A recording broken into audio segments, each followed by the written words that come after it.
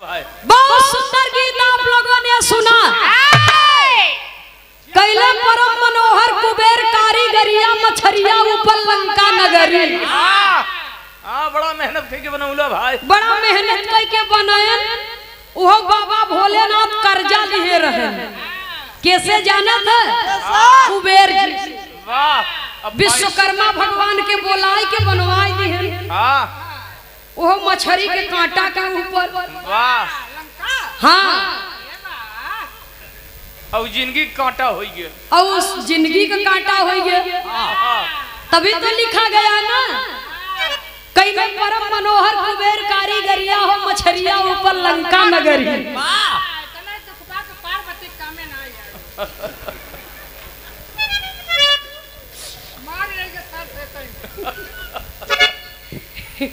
ऐसा हो मास्टर साहब, ऐसा घर दुआर कौने काम के जकरे खातिर जान चला जाए।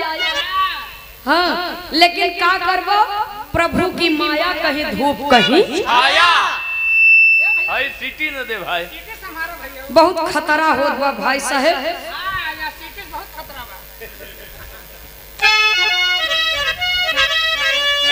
अच्छा, ये उमा महोत्सव श्री विश्वकर्मा भगवान के शुभ उपलक्ष्य में ये कार्यक्रम किया जाता है। तो अपने अभिभावक के आदेशानुसार एक बार भगवान का जयकारा लगा देंगे, उसके बाद बिरहा आपके बीच में प्रस्तुत होगा। कम से कम जिनके नाम से ये कार्यक्रम किया है उनके नाम से एक बार जयकारा तो हो जाए।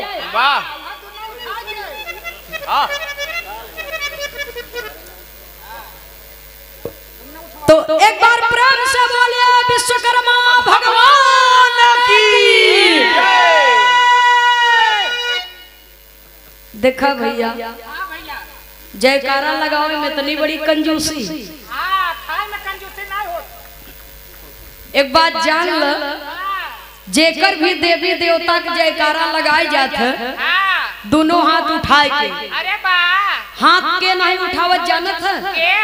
हमरे बात के कोई सज्जन बुरा मत मनी, या तो जेकरे पल्ले हाथ ही न होई, या तो जे अपन हाथ दूसरे जेबा में फिट कैले हो स्वा पालागी महाराज जी। जिया जिया बच्ची बिरहा गावा विश्वकर्मा खुशी हो।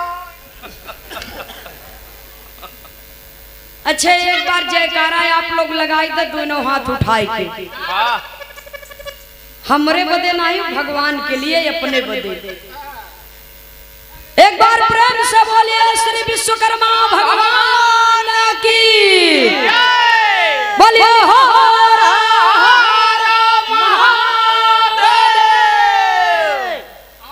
बहुत बहुत सादर धन्यवाद।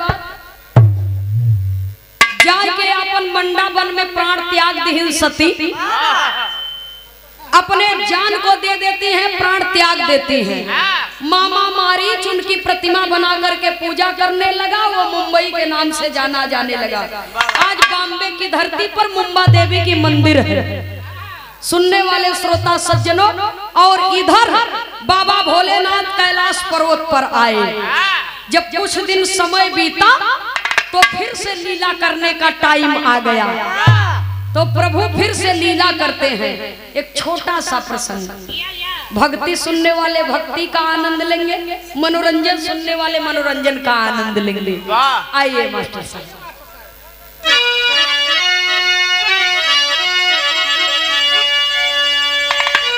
भोले बाबा यही विचारी, चलिभ निरप दशरथ के द्वारी, भेष मदारी का शिव अपन लिए बना।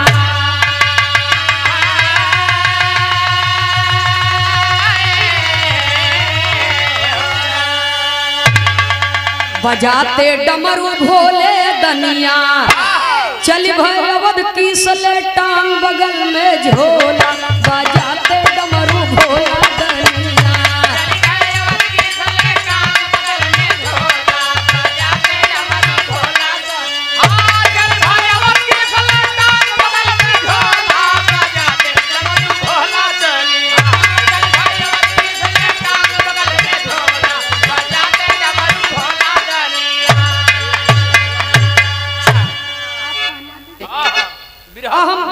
समझावे से पहले खुद समझ लेवे चाहिए था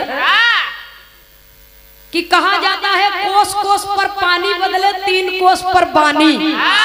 यहाँ तब मऊ से प्रयागराज कई कोस पर बा। तो हमार बात आप लोगन के समझ में आवत बा ना जवन हम बोलत नहीं? बुझाता कि ना भाई? क्योंकि आपके यहाँ भोजपुरी है, हमारे यहाँ अवधी है। तो इसलिए अगर कोई बात नहीं समझ में आएगी तो कोशिश करब कि हम ओके अच्छे तरीके से समझा सकें। आइए मास्टर साहब। बाबा भोलेनाथ अड़बंगी तो है ही है। जब इनका मन जो कह दे वो करने के लिए तत्पर हो जाते हैं। त्रेता युग का समय है बाबूजी, और वो समय आया जब भगवान विष्णु राम रूप में चारों भाई जन्म लिए हैं, लीला कर रहे हैं। भिखारी का रूप, मदारी का रूप धारण करके, कंधे पर झोली, हाथ में डमरू। हनुमान जी के कहा तू एक ठे बंदर बन जा, छोटा से बंदर बना के उनके गले में एक ठे डोरी बांध के रसरी लेकर के चल दिए। डमरू बजाते और हनुमान रूपी बंदर को नचाते। जब लेकर के चल दिए तो हुआ क्या? बिरहा में एक लाइन तर्ज का भाव है मास्टर साहब।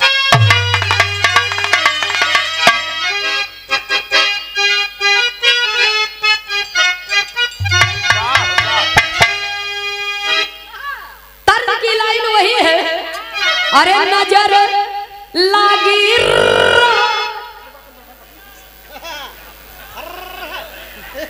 ऐसे अरे रामू हम गिर जा दिन गिर जा भले। हम तो है कुछ थोड़ो कहा था। ये कबो कबो मतारी बहन लोग गावत थी तो मजाक में ऐसे गाय देती। तू चिहुका मत तो है ढकेलब ना हो।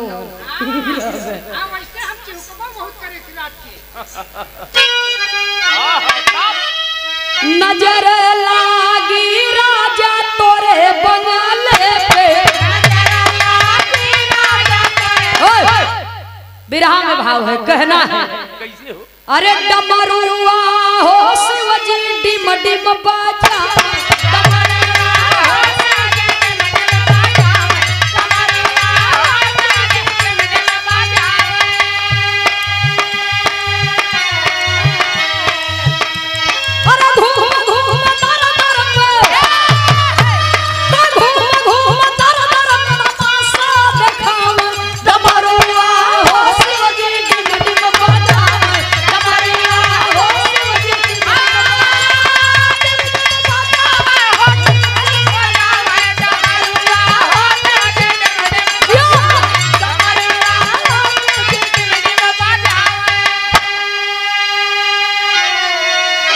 अरे डमरू बजाते धरे शिव डगरवा, संगवा में हनुमत रहले बनरवा।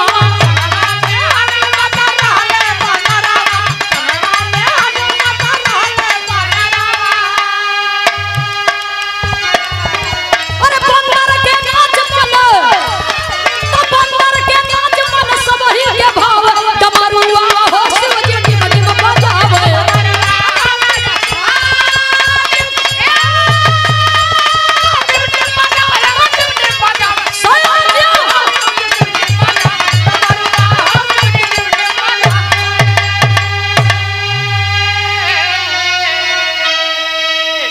डमरू बजावत बानर नचावत पहुंचे कहां? अयोध्या में।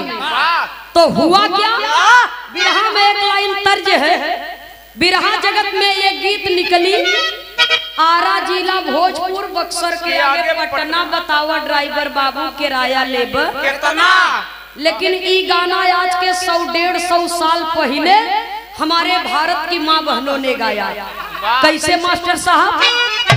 गाँव कब जब मई जून का लगन पड़े और मड़े में दुल्ही दुल्हा बैठे और पसीना टप टप चुवत रहा। तब कैसे भैया?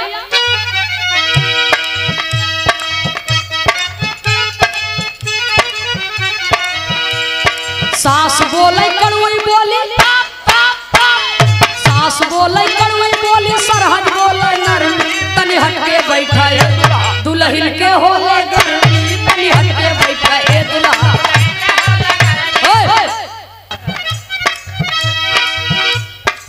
आवा भाई खेल देखिए, आवा भाई खेल देखिए, अच्छा खेल देखाई बई है डमरू बजा बजा के। ई बंदर आज नचई बई हो डमरू बजा बजा के, है बंदर आज नचई बई हो डमरू बजा बजा के।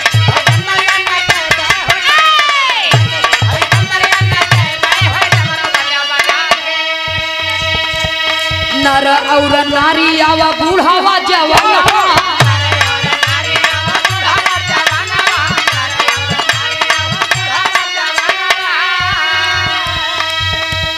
चावल दाल लेके आवा पैसा या पिसाना,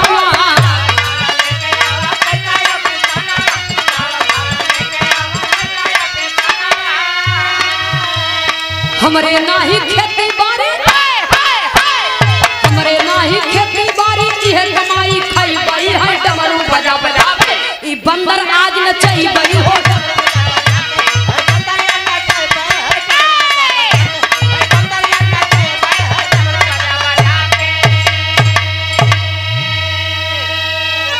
मदारी रूपी बाबा भोलेनाथ अयोध्या वासियों से कह रहे हैं कि मेरे पास भोजन के लिए कोई खेती बाड़ी नहीं है।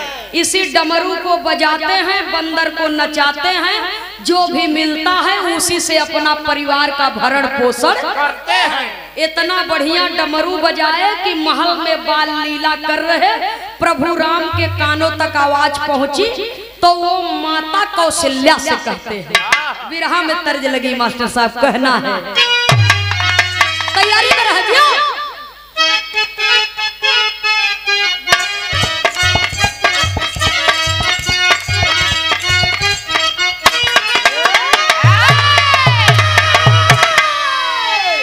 लागली बजरिया गमपुर हो, हीरा रतन बिका, लागली बजरिया गमपुर हो, हीरा रतन, लागली बजरिया गमपुर हो, हीरा रतन बिका। अरे चतुर चतुर करे सौदन हो, मूर्ख खड़ा पछताए। श्रीमान राजेश मेडिकल स्टोर की ओर से काली चौरा दुबारी से सादर 101 रुपया देकर के सम्मान किया गया। बहुत बहुत सादर नमन, आशीर्वाद की कामना है। आराम से जा भैया, रोड का मामला है, कार्यक्रम में किसी प्रकार का व्यवधान उत्पन्न न हो। मास्टर साहब कहना है गाने के अंदर, माँ कौशल्या जी से प्रभु राम बाल हट कर लिए, और 3 हट ये दुनिया में बहुत कठोर होता है। राजहट, बाल हट, तिरिया हट। बाल हट कर लिए तो हुआ क्या? अच्छा, श्रीमान कृष्णा यादव जी, सूरदास जी ढोलक मास्टर साहब के लिए 50 रुपया पुरस्कार किए हैं नमने भैया को। प्रभु बोले माता से बयान हो, सुना बतिया हमारा।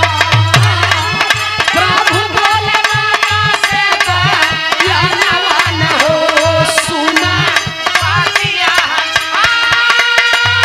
प्रभु बोले माता से बयान हो, सुना बतिया हमारा।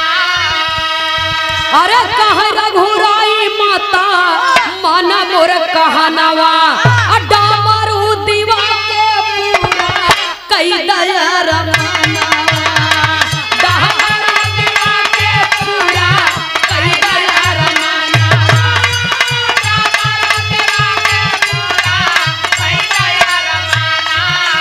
अरे नहीं हम करब न भोजन न हो, सुना बतिया हमार। माई कौशल्या कहा बेटवा कोई के पेट पर लात मारे के न चाहे, लेकिन हट कर लिए तो कर लिए। माँ समझाती है अपने बेटे को, मान जा लाल के था मैं दवा झौआ खांची में दूध धराला। गजब आदमी हुआ कहूँ भैया। हाँ ऐसे कह न। माई कौशल्या समझा रही है, गाना करीब में है, कवि को संकेत करना पड़ा। बिरहा में एक लाइन तर्ज है, तर्ज उस जमाने का है जब ब्याह बारात में डीजे नहीं चलता था, तब बैंड पार्टी चलती थी और उसमें एक कलाकार रहता जो लेडीज की आवाज में गाता था और जेंट्स की आवाज में भी गाता था। उस समय का एक गीत था, कैसे मास्टर साहब?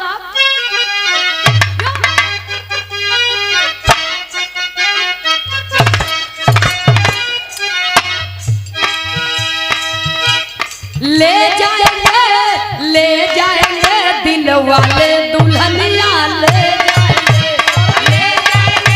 जाएंगे, दिल वाले दुल्हनिया ले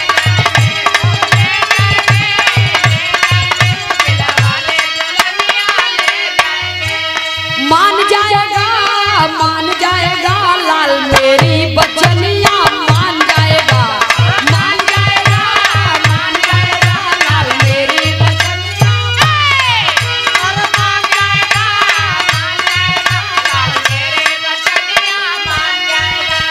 छान जाएगा लाल पूरी चटनिया, छान जाएगा। माँ कौशल्या समझा रही है, खई हो नहीं लाल फिर क्या करोगे, भोजन न करबो तो भूख मरोगे। जान जाएगा लाल त्यागो नदनिया, जान जाएगा बचपना त्याग दो बेटा, किसी के पेट पर लात नहीं मारना चाहिए, रोजी रोटी कोई के छीने के न चाहिए। तो प्रभु राम कहे न हम खा न दूध पिया न सोऊ न मुत्ती करा। राम कहत रहे लड़का रहे कहे होई। हाँ इनके मौसी की लड़का रहे कहे होई भाई लड़कपन में। सुनने वाले बाबूजी जब जिद पकड़ लिए, माँ कौशल्या समझ गई कि अब ये मानने वाले नहीं है। महाराज दशरथ जी के पास में खबर गई। उस समय दरबार में श्रृंगी ऋषि वशिष्ठ मुनि जी, नारद जी भी बैठे थे। सब लोग पहुंचे मदारी रूपी बाबा भोलेनाथ के पास में और अपने बेटे को डमरू देने के लिए मनाने लगे। और जब मनाने लगे तो हुआ क्या? एक पारंपरिक गीत है, कैसे मास्टर साहब?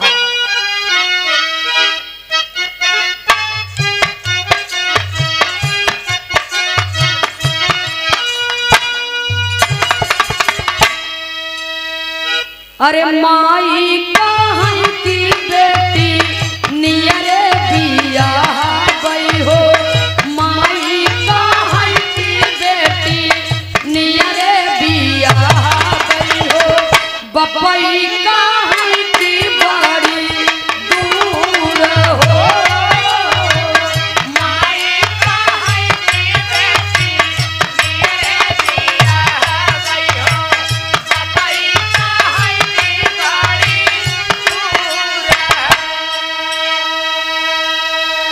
भैया हो। इत तरज का लाइन बा, लेकिन गाना में कितना सुंदर भाव दिए कवि जी। अरे बोले हम दशरथ माँ दारी दादा मारू हो, बोले हम दशरथ माँ दारी दादा मारू हो, देवई की बतिया चुकाय हो,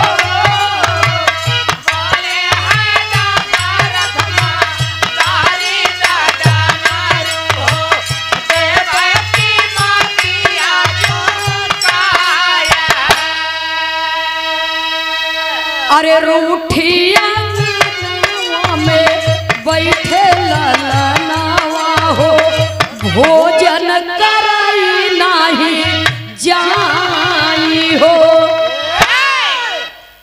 बाबा भोलेनाथ रुष्ट हो गए कि बाल लीला देखने के लिए मैं आया हूँ, स्वयं तो नहीं आ रहे हैं, मुझे दर्शन भी नहीं दे रहे हैं। इतना समय बीत गया, अब अपने पिताजी को भेज दिए और ये राजसी ठाट बाट का रुआब हमको दिखा रहे हैं। हाँ, कि डमरू दई दे पैसा लाई दे। हाँ डमरू दई द कीमत लई ले कर बाबा भोलेनाथ गुस्साई गए।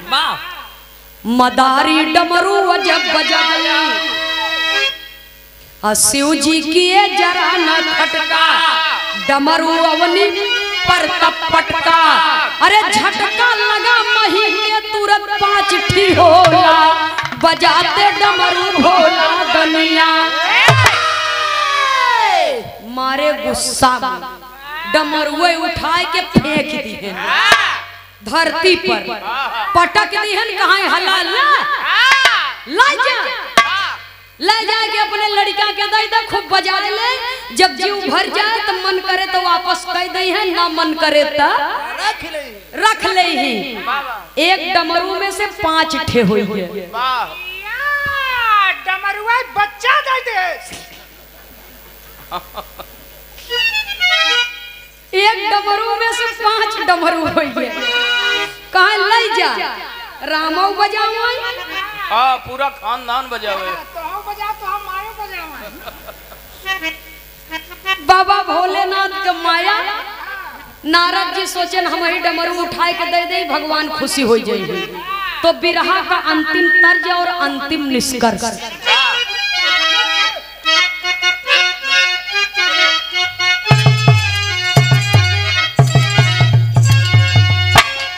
चलते मुसाफिर को मोहिया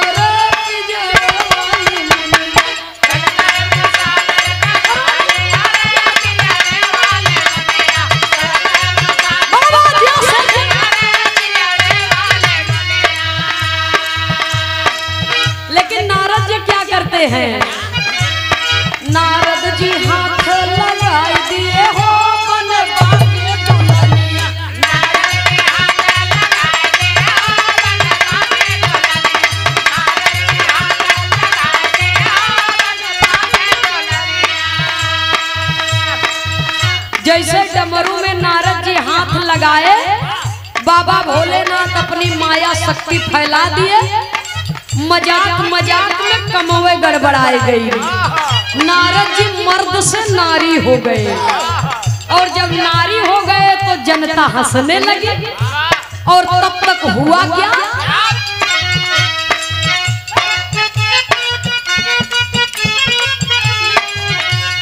दशरथ वशिष्ठ और श्रृंगी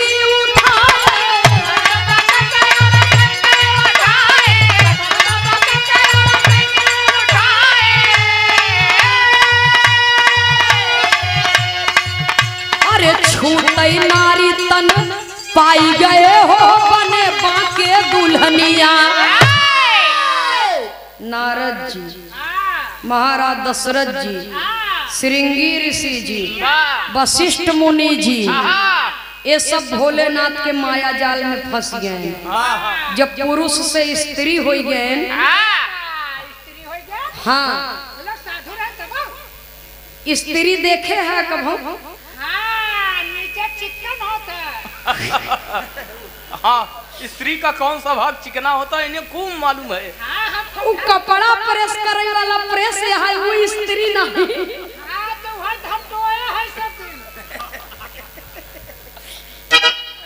भाई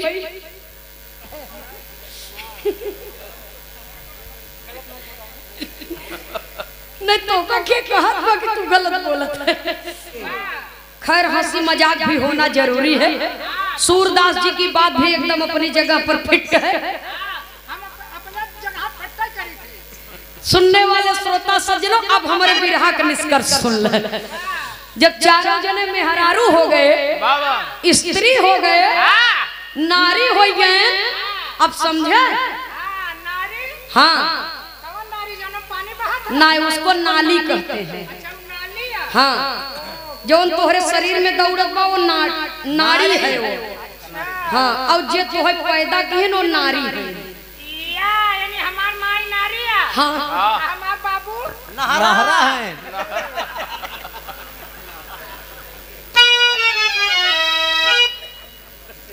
तोरे बाबू तो ज्यादा पानी आवा। तोहरे बाबू नहरवे तो टूट गया रहा। भैया जब जब चारों जने स्त्री हो गए तो देखत हन हम सब कैसन हो गए, पहले कैसे रहे अब कैसे हो गए, ई बदलाव इतना कैसे हो गया।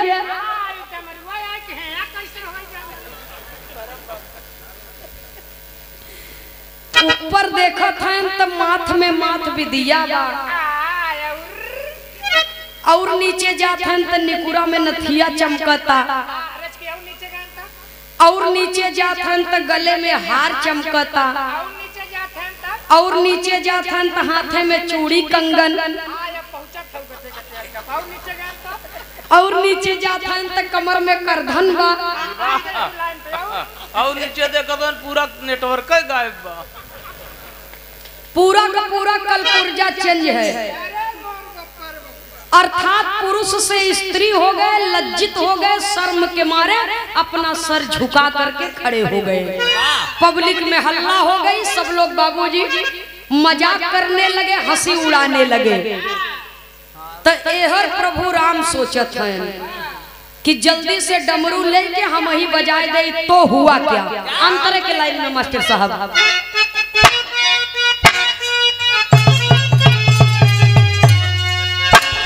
शिव के चरित्र लखी प्रभु सोचे मनावा,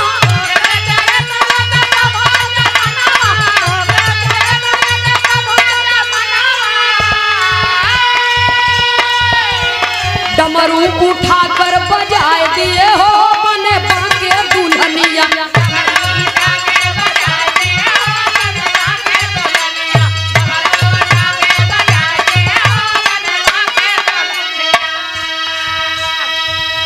लगे डमरू को बजाने प्रभु राम। तो जब दो शक्तियों का मेल होता है तो अनोखा खेल होता है। बाबा भोलेनाथ कहा हम दैदा, अब हम जाइए अपने घरे, हमार मेहरारू लड़का इंतजार करत हुई है। मारे गुस्सा में बाबूजी राम भी उस डमरू को धरती पर फेंक दिए। एक बार बाबा भोलेनाथ पटके थे तो 5 ठी हुआ था, और दूसरी बार जब राम उस डमरू को पटक दिए तो 5 फिर हो गया।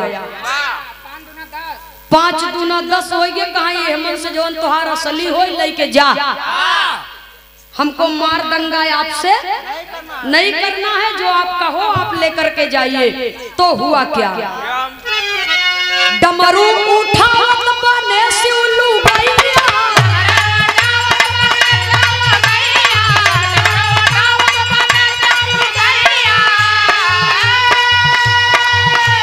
सीताराम माया दिखाई दिए हो मने बाके दुल्हनिया, सीताराम माया दिखाई दिए हो मने बाके दुल्हनिया, सीताराम माया दिखाई दिए हो मने बाके दुल्हनिया, सीताराम माया दिखाई दिए हो मने बाके दुल्हनिया।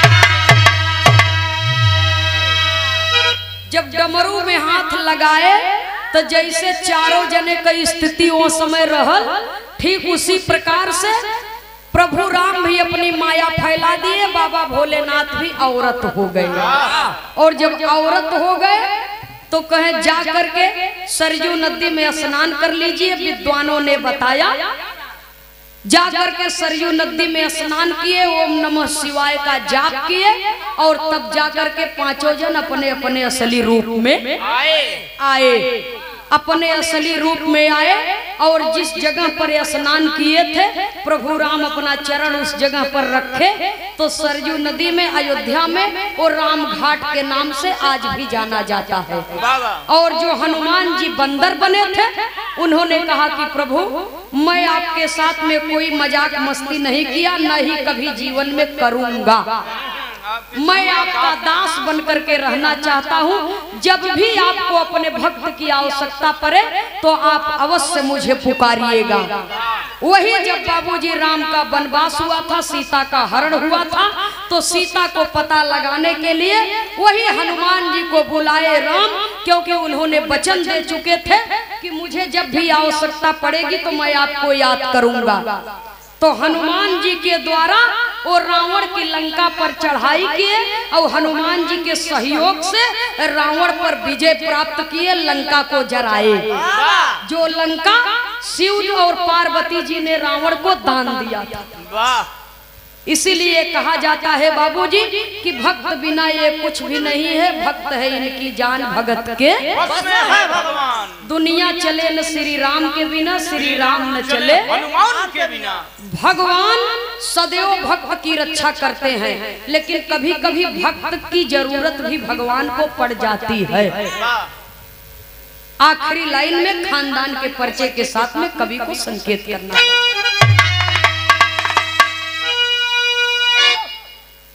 अरे सीताराम हित स्वर्ग सिधारे, अशोभनाथ कवि गीत सवारी। अरे राम बजाते डमरू भोला दनिया, ए बाबू बजाते डमरू भोला दनिया। नंदनी खेमराज कहे, नंदनी खेमराज भक्ति के ओर न होला, बजाते डमरू भोला दनिया।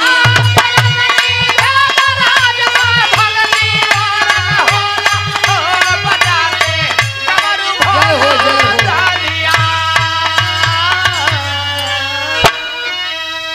बहुत बहुत सादर धन्यवाद।